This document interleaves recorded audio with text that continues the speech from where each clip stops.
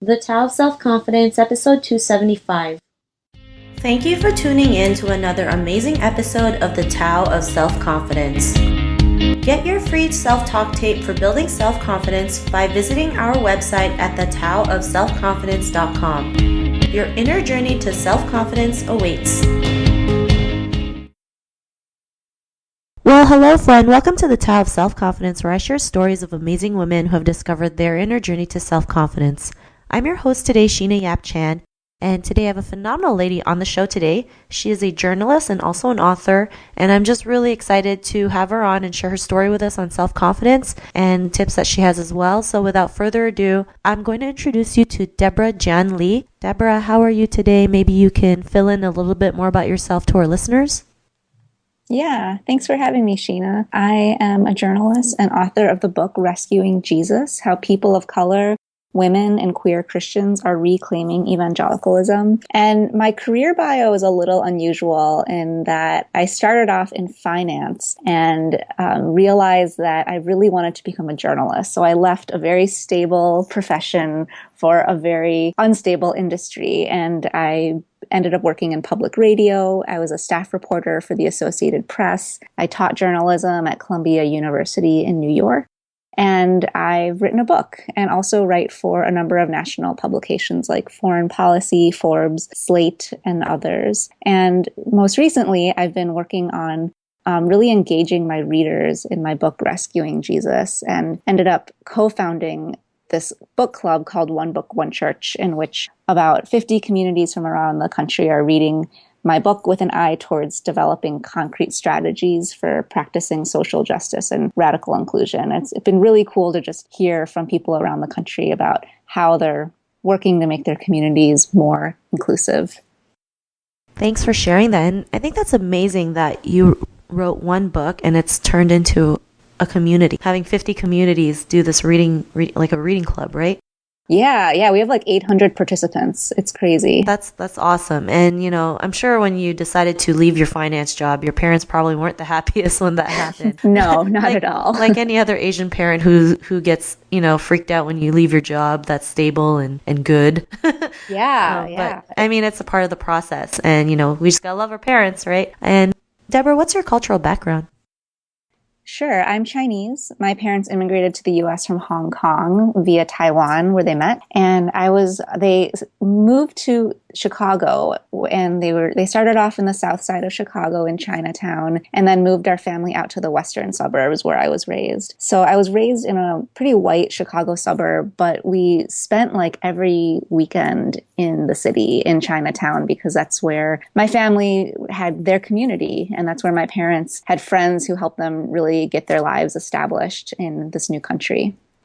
Awesome. Well, thanks for sharing that. And what would be your favorite self-confidence quote? So I have this one friend who has a great yoga teacher who told him, don't compare your inside to other people's outside. And when my friend told me that, I thought, oh my gosh, that is the perfect self-confidence quote, especially in this era of Facebook and Instagram where everybody has these perfectly curated lives and it's very easy to see their lives as perfect, whereas you are very aware of your whole existence, the messiness, the perfections, and the imperfections. And so I love that quote because it just kind of reminds me, don't play the comparison game because it's a waste of energy and you'll never win. I love that quote, and especially like being in an Asian culture, the compare game is like the best game ever played. You know, it's like my so-and-so got an A and your so-and-so only got a B, so you're not worthy. And it's like, you know, it doesn't matter, right, what happens. And like you said, with social media too, we see these, like you said, picture perfect lives, not realizing that, you know, on the like you see them as perfect on the outside, but on the inside, you don't know what they're going through. You don't know what kind of skeletons they're hiding. So you never know what's really going on. And, you know, it's just a part of life. So, you know, I really love that quote that you mentioned. And in your own words, how do you define self-confidence? I think self-confidence is really spending the time to get to know yourself deeply, accepting yourself and loving yourself to the point where you can bring your whole self forward in life. Actually, it makes me think of another really great quote from the Zen teacher Thich Nhat Hanh, who says that every child is born in the garden of humanity as a flower. Each flower differs from every other flower. And I love this quote because it reminds me and all of us that we don't need to try to be a different flower. We are our own flower. And if we know ourselves, if we nurture ourselves, then we will blossom beautifully just as we are supposed to. I love it. And I totally agree with you. We are all on our own journey. And I think that's what we have to focus on versus trying to see like, why is so-and-so so much better than I am? Exactly. Because we're all different. We're all made different. And that's a good thing. So thanks for sharing that definition. And Deborah, what was your life like before your discovery of self-confidence? Well, like I mentioned, I grew up in a very white suburb surrounded by media that celebrated white beauty and white culture. So I was embarrassed to be Chinese, and I worked really hard to assimilate to white culture. And when people bullied me or excluded me or harassed me for being Chinese, part of me felt like I deserved it, like my ethnicity made me less worthy. And that's just a terrible place to be in, because if you're, like we've talked about earlier, if you're constantly trying to be someone else, then you're never going to discover who you are, and you're never going to be able to be your best self, and you're not going to be able to move forward. So that was a really hard place to be in.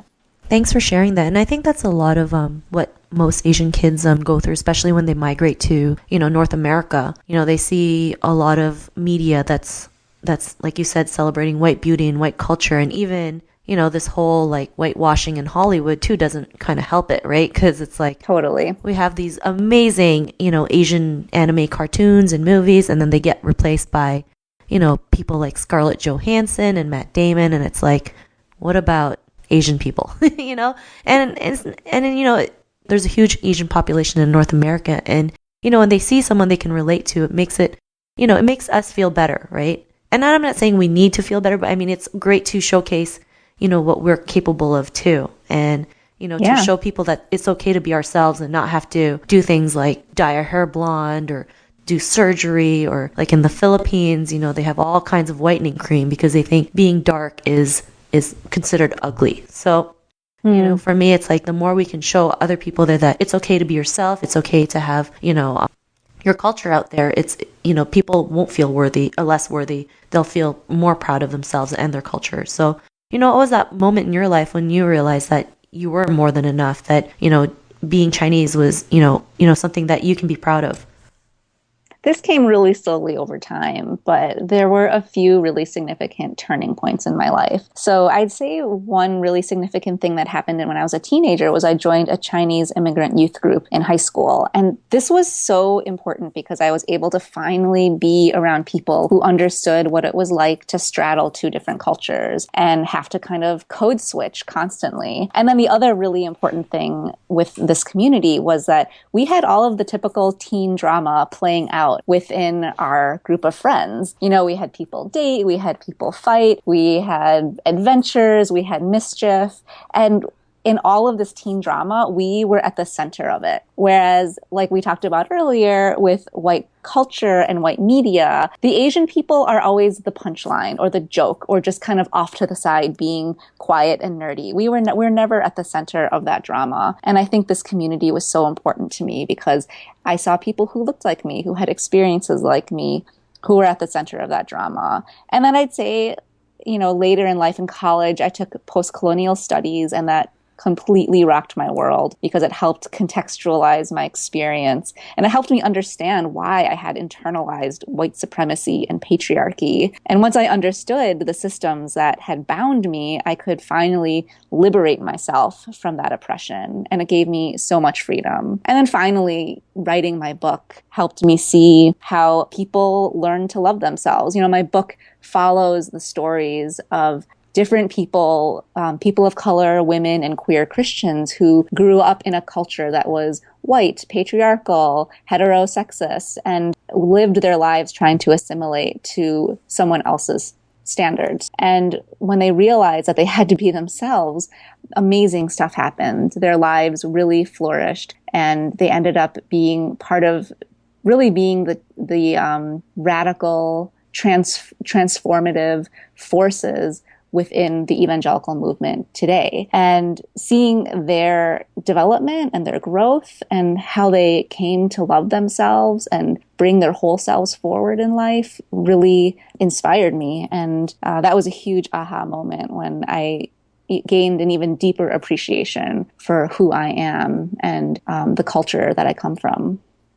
Thanks for sharing that. And it's great when you can do something that you love and just be yourself. I mean, that's when the true magic happens. Like with, you really wanted to be a journalist, even though you knew it was like an unstable industry, you went for it anyways. And now look what you've done. I mean, you've created a book club with over 800 members, talking about your movement. And I'm sure it's a great feeling, and like the greatest feeling in the world when you wake up knowing that you're making a difference. And, it just all started with you.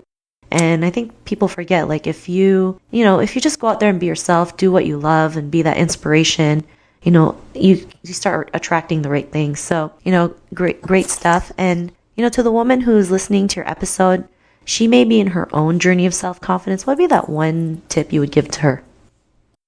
My tip would be to find your tribe. We all need support and community. We need to find people who will love us just the way we are, and also people who are living the kind of full life that we want to live. When we have those role models, when we have those people who are just accepting us fully, that creates an environment where we can really blossom and be our full selves. Great tip. And I always believe who you surround yourself with is so important, right? Absolutely. So great tip again. And if our listeners wanted to connect with you and get to know a little bit more about you and what you do, is there any links or social media profiles we can connect with? Yeah, so it's pretty easy. My name is Deborah Jian Lee. That's DeborahJianlee. And if you put that into Twitter, Facebook, deborahjianlee.com, you will find me. Awesome. Thanks for sharing that. And to our listeners, if you want to connect with Deborah, you can also head on over to thetaoofselfconfidence.com and search for Deborah's name. Her show notes will pop up along with everything else we talked about.